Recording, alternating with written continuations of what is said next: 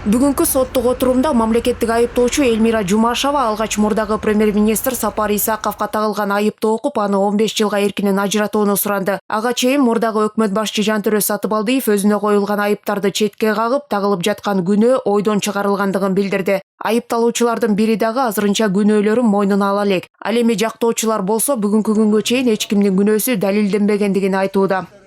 Негизи мыйзамга ылайык биз мына 10 айдан бери соттук териштирүү болуп жатат. Анан мен ойлойм, баарыбыз эле түшүндүк, эч кандай кылмыш да болгон эмес. Жана эч кимдин күнөөсү далилденген да жок, ошол себептенчи.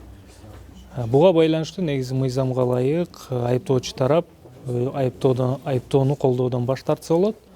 Бирок эми андай чечимге келишпептир, ошондуктан айыптоону колдогонго байланыштуу өздөрүнүн ушул пикирлерин, сөздөрүн айтып жатышат.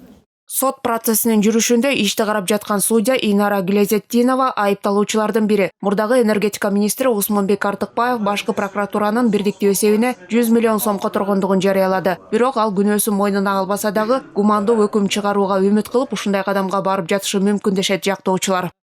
Усмонбек Мамбетжанович негизи күнөөнү мойнуна алган жок. Албайт дагы окшойт. Бирок ошого карабастан ден соолугун, өзүнүн абалын ойдо тутуп, ошол эгер өкүм чыкса дагы айыпталуучу мындай ошол жагдайлар эске алынып, гумандуураак өкүм чыгуу максатында киргизгендир. Мен өзүм жеке ушундай түшүндүм.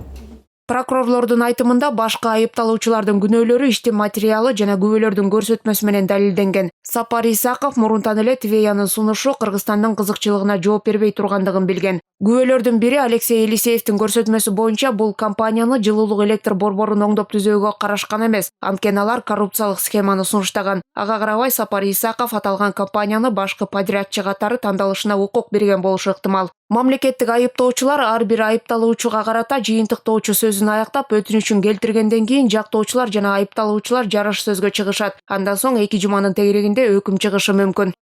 Жарыш сөздө биринчилерден болуп мамлекеттик айыптоочулар, андан кийин жабырлануучулардын мыйзамдуу өкүлдөрү, айыпкерлердин жактоочу тарабынан жарыш сөздөргө чыгышат. Бишкек жылуулук электр борборун оңдоодогу коррупциялык иштер боюнча шектүү катары Жантөрө Сатыбалдиев, Сапар Исаков, Усмонбек Артыкбаев, Салайдин Авазов жана Айбек Калиев сыяктуу бир катар мурдагы мамлекеттик кызматкерлер Улуттук коопсуздук мамлекеттик комитетинин тергөө абагында отурушат. Алардын бардыгына коррупция жана кызмат абалынан кыянаттык менен пайдалануу деген беренелер менен айыптар тагылган. Каныкей Бозгунова, Бакыт Кошалиев, 5 канал.